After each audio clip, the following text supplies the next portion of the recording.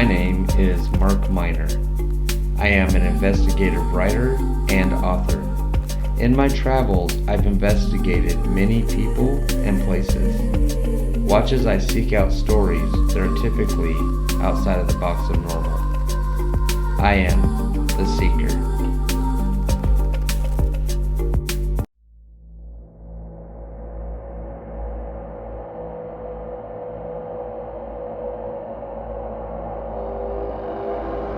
Welcome back to another episode.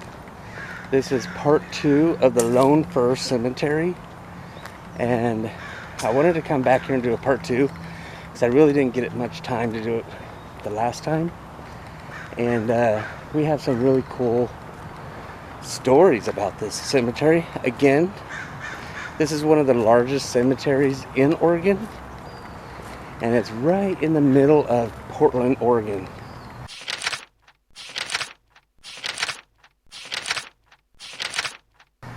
So it's on 26th Street. You'll have to kind of just look it up, Lone Fir Cemetery. So we're going to walk around a little bit and kind of look at some of the really cool graves. And then I'm going to give you a backstory of another person that is buried here that is well known. So let's kind of just look around. We got a lot of squirrels here. And there are, look at that. Look at this guy. He's just super friendly. Like, they'll come right up to you. Okay, so let's go this way a little bit. So part of this is they're developing, or they suspect that over 10,000 people here that are buried in this graveyard are unmarked. And so they're trying to unbury some of these people, dig them up, and figure out who they are. So I think that's what this is up here. I kind of wanted to get a shot of it. So we got a lot of joggers. People jog through this graveyard as well, so I'll try not to get them too much on camera. But I think this is the area here that they're working on. I'll have to check it out. Yeah, this is it. Here.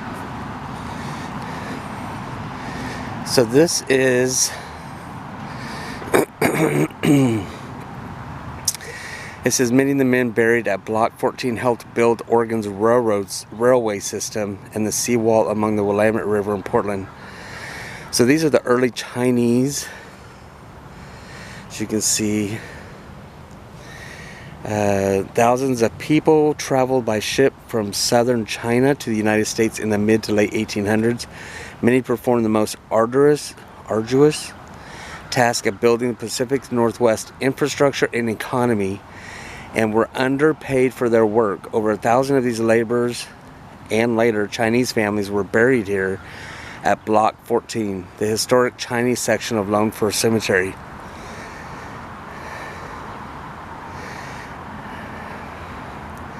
Yeah.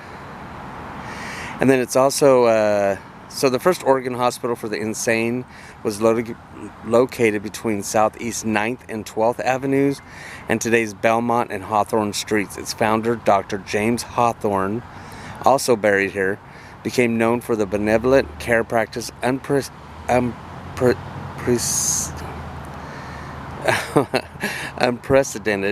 at the time. It is believed that more than 200 patients of the Oregon Hospital for the Insane, the state's first psychiatric hospital, were laid to rest in various areas of Lone Fir Cemetery, including the eastern part of Block 14. Asylum patients included people who lived with mental health conditions, experienced physical disabilities, were impoverished, did not speak English, or had no one to care for them. So this is Block 14. As you can see, there are no graves here. So it's fenced off, and they believe that a lot of the Chinese workers and those who were insane or with physical disabilities were buried here and unmarked. That's a large area. And what did they say? Over 200 of the insane, and not including the Chinese workers, are buried in this small area here. So as you can see, so here's where the fence goes. We'll kind of span it in on down that way up to where you see that white sign in the back. That's the end of the street there. So that's quite the small area of that. That is crazy. So hopefully someday they'll be able to pull those bodies out and recognize that. So we're gonna move on a little bit, and yeah, we'll kind of just walk around a tad bit. This part 2 is gonna be a little extra longer than what the first one was. So as you can see over here, they're actually digging up a grave. Let's walk over there and see what's going on.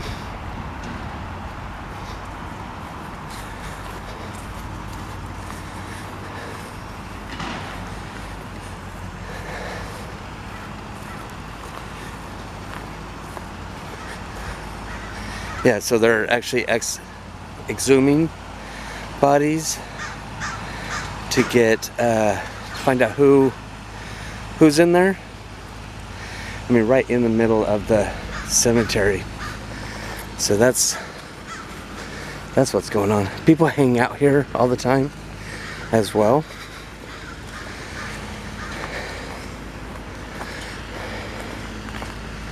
As you can see, those women there are just hanging out. And here's something most of you guys don't know. So did you know that in the 1800s, like late 1700s, early 1800s, there was so here's a mausoleum here.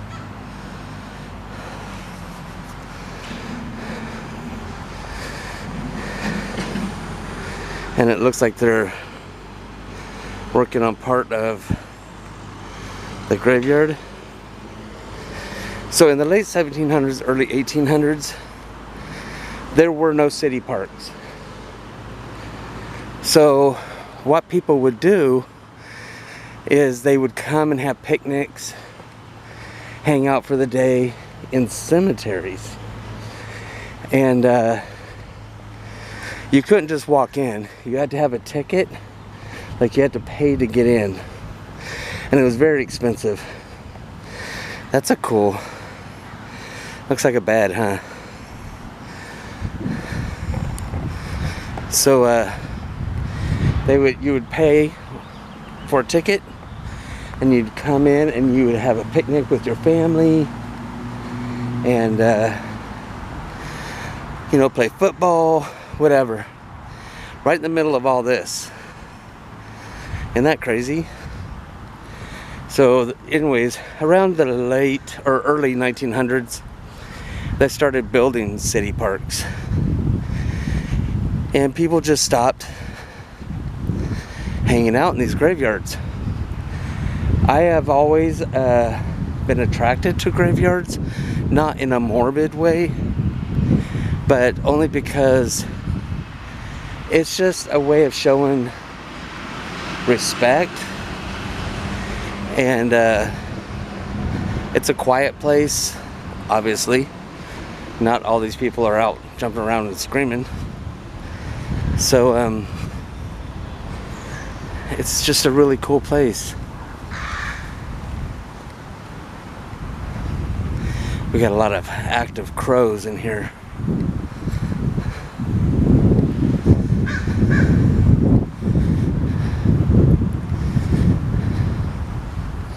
A lot of cool headstones.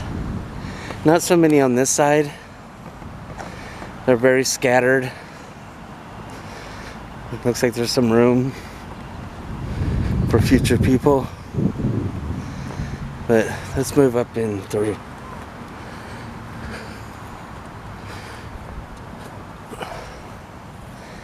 I hate it when people leave their trash.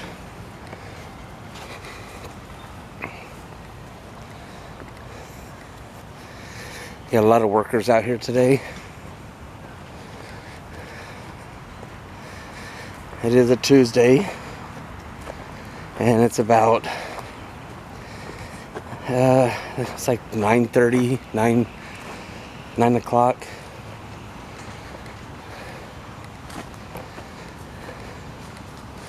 I love it when people put their pictures on these gravestones, and it's interesting how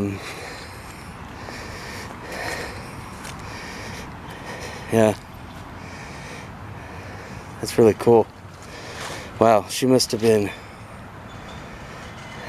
I think that's, I don't know what that is.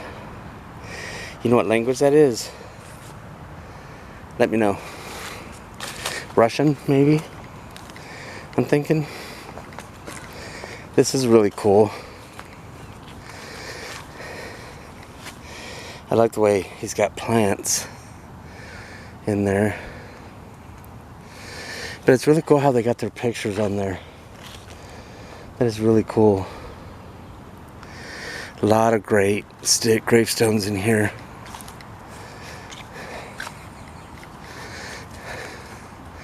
I want to take you over to this other one here and show you. I don't know about you, but like I've got all my. See, here's a grave here. As you can tell by the dirt. There's like a plaque here that doesn't have a name on it. I'm sure a lot of people, like this one's just laying in the ground. I'm sure a lot of people get their gravestones broken. But I'm already prepared. I've already paid for the services of when I pass on being cremated.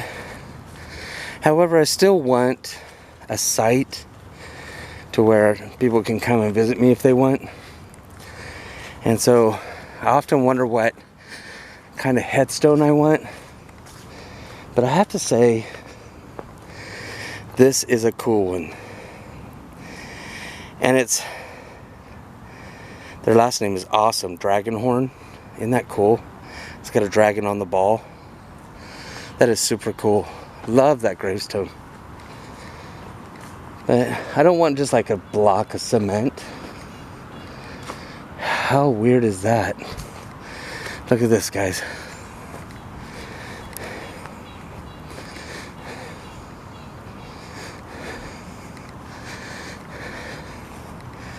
You see that? Someone left a chair by the grave. That is so weird. Why would you do that? I mean, if you want to visit, that's one thing, but yeah. I think that is Russian. There are a lot of Russian immigrants here in certain towns around Oregon.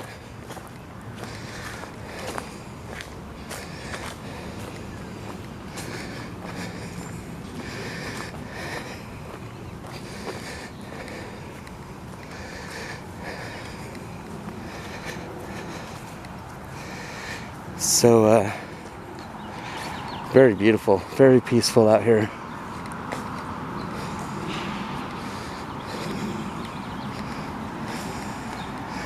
As you can see, we're on a street here.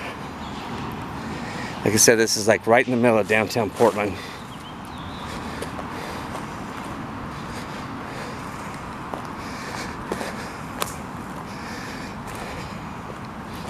I'm trying to watch out for the graves. Some of them are, see, I don't want like a plaque in the ground like that, because what happens is the grass grows over it if it's not kept up. I want kind of, maybe, I don't know, maybe I want an obelisk, which is these tall pier things, like the little, you know, statue things. Like this one. That's an obelisk.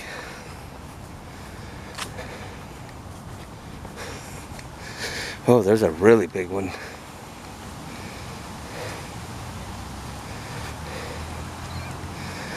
Yeah, that's a really big obelisk over there.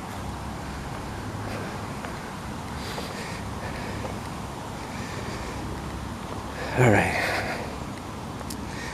So here's a really big one. It's really big. It's a hawthorn. That's what it is. I don't want anything that big. I'm not that grandiose, I guess. So,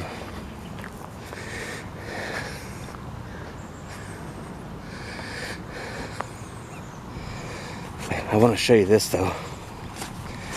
I like it when they do this with the fence around it. But what's even cooler, as you can see, they have a cross in there laid on their cement.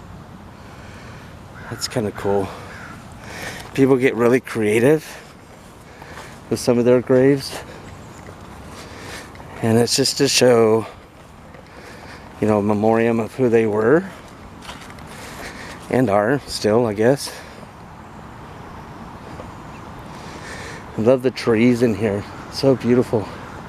Now this graveyard or cemetery is really old.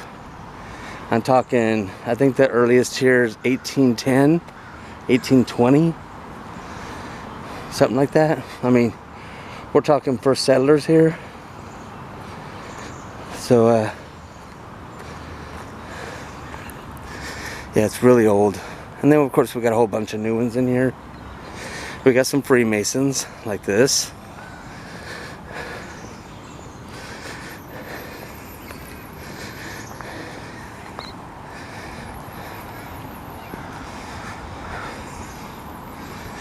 We got another mausoleum over here.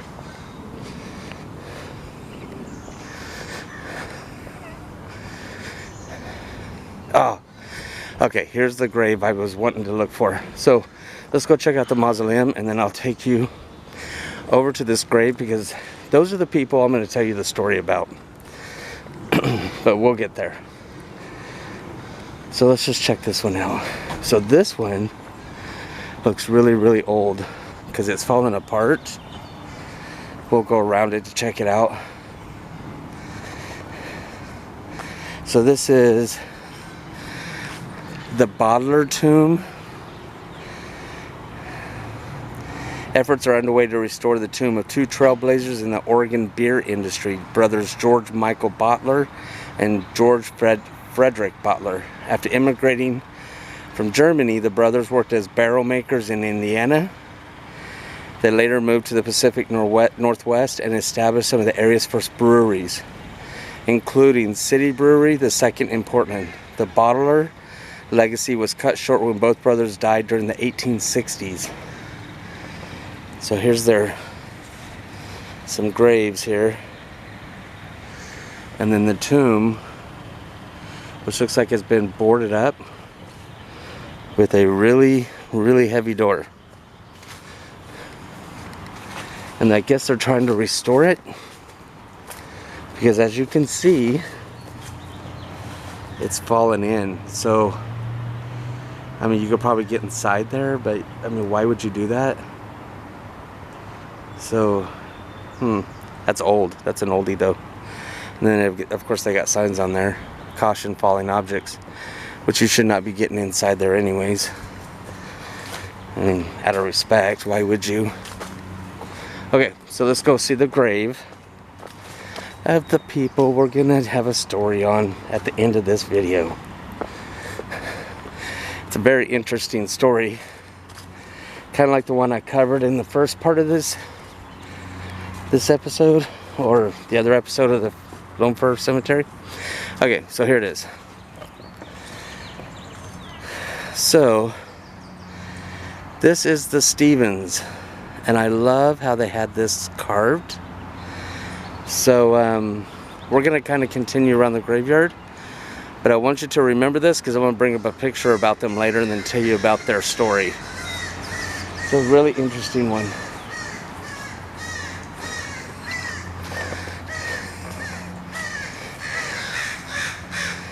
And we have crows fighting over each other.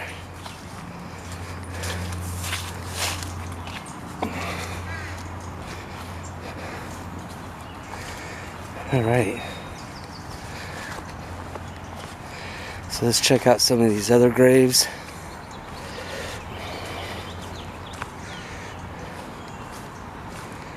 Looks like we've got quite a few new ones in here. Yeah, and they do pretty well about maintaining this cemetery. I mean, it looks pretty well maintained.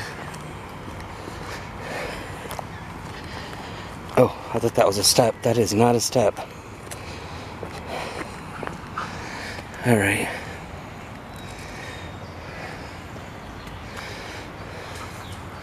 So it looks like there's a lot of room for people to be buried in there as well.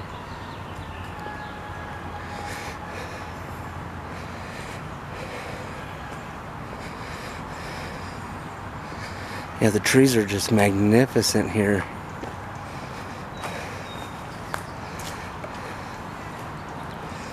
All right, let's go this way. Hi, how you doing? So we just got through visiting this one. And I like the fact that they have signs everywhere that kind of gives history about things. I think there's a lot of Russian people buried here, which is really interesting.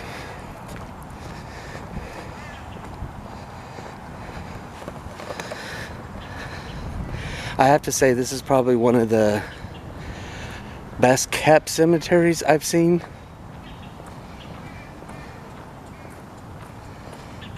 All right.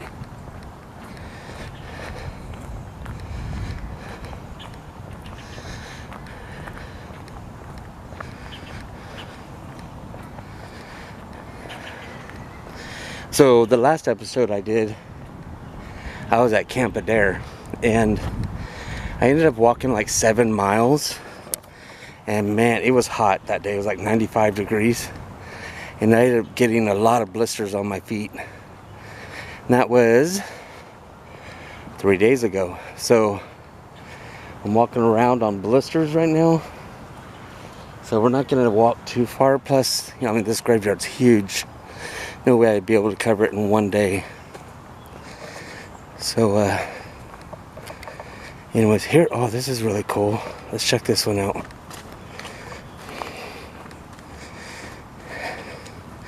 That is super cool how he put him in nature. That is so cool. And they've got a scripture from Corinthians on there. That's really cool.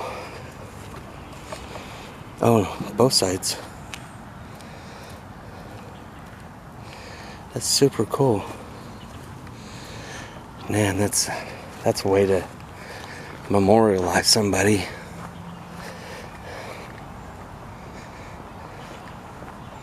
Oh, here's something. It's pretty cool. This here. A lot of people don't understand why people did this back in the day. But it's because back in the day there was a lot of grave robbers. Some people would dig up bodies and sell the corpses to universities for study, or do things with it on their own, which is really sick. Let's check out what's in here. This is really interesting how they got this paved out.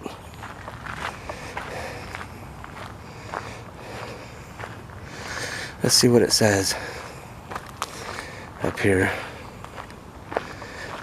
Oh, it's like a mausoleum. So these are people who have been cremated, and they just have their urns put in there.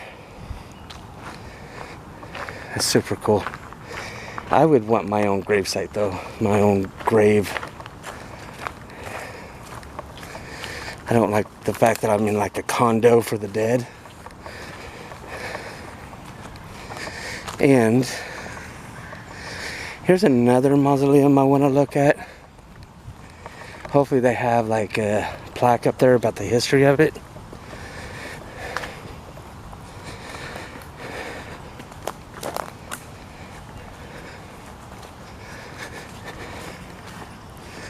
Love the door on this thing. This is so cool.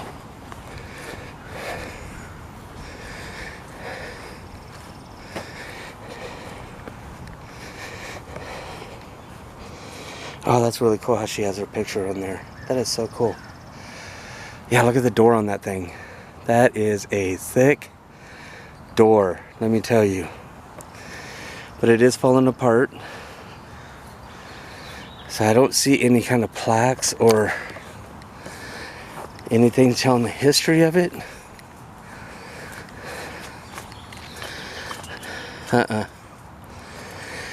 That's okay. So it's really pretty to look at though.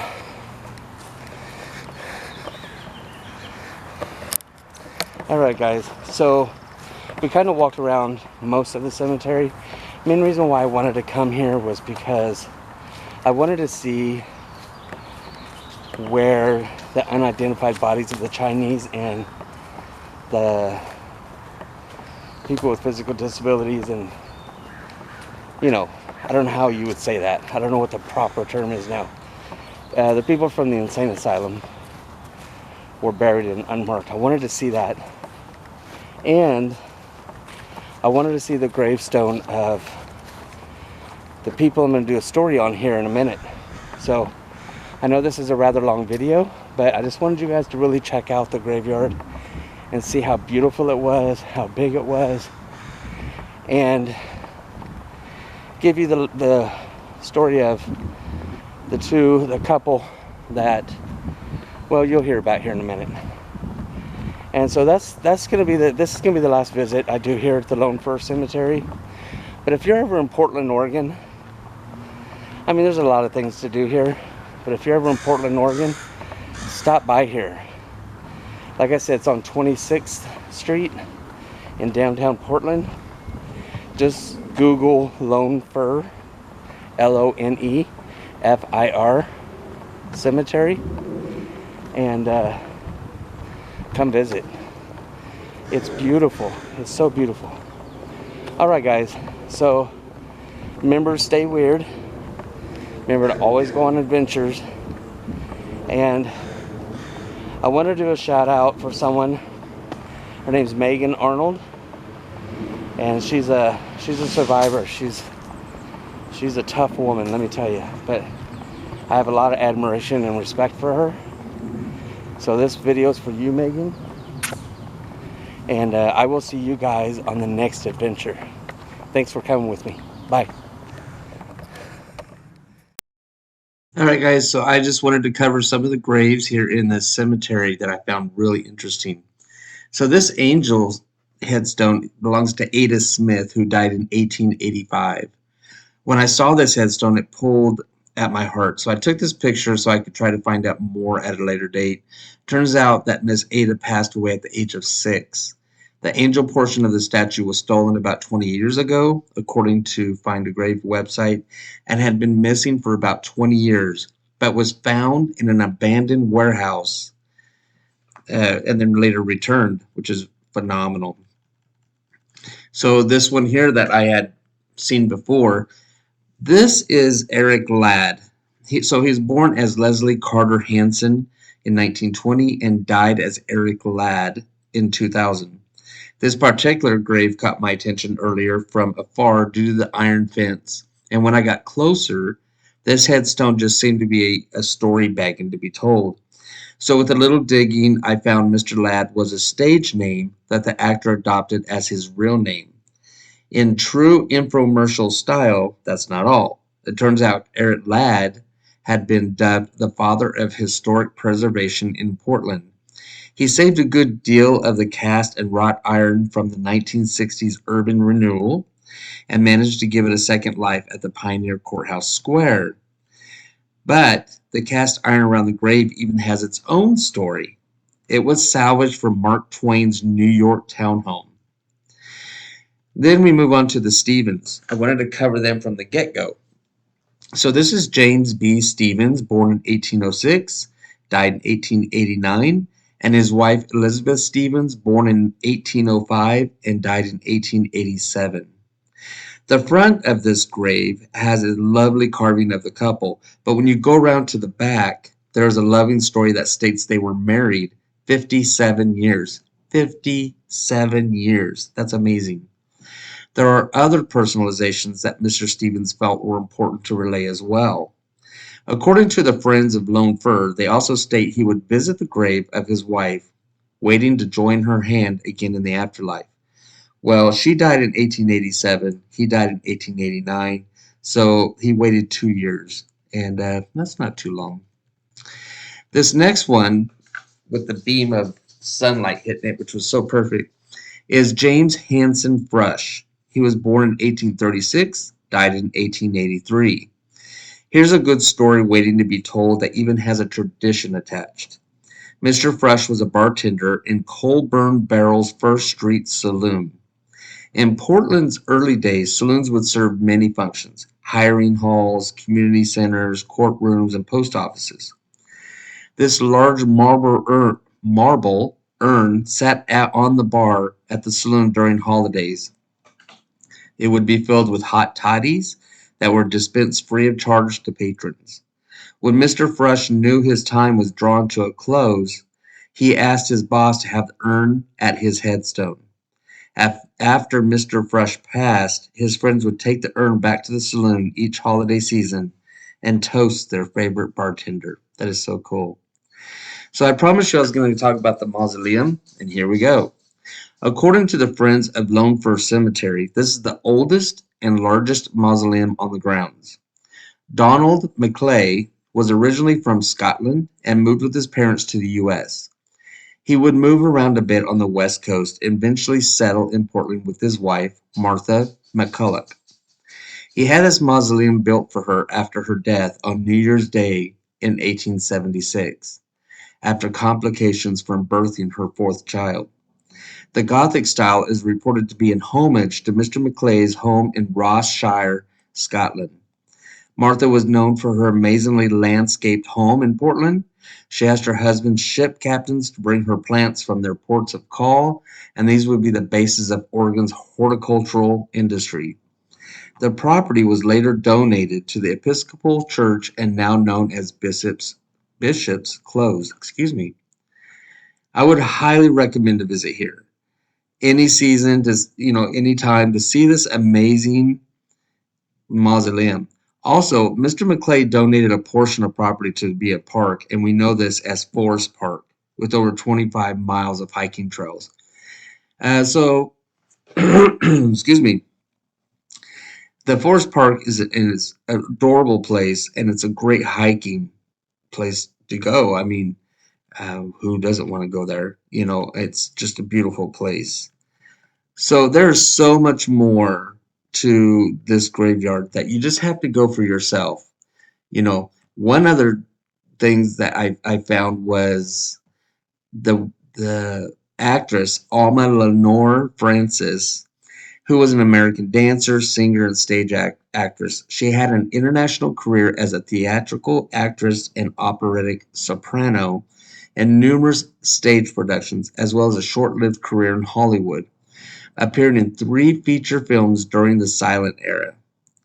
So the films that she was in, although she was basically more in Broadway, was the musical The Pink Lady in 1911, The Little Cafe in 1913, and then she married film actor Robert Gordon in 1919. In the early 1920s, Frances signed a contract with Fox Film Corporation and appeared in 3 silent films, including a role in The Wolfman, 1924. So there are a lot of people that's really famous that stay here or are in this cemetery, and Alma is one of them. So you just have to come visit one of these days and check it out. All right, guys. Again, thanks for joining this episode, and I'll see you on the next adventure.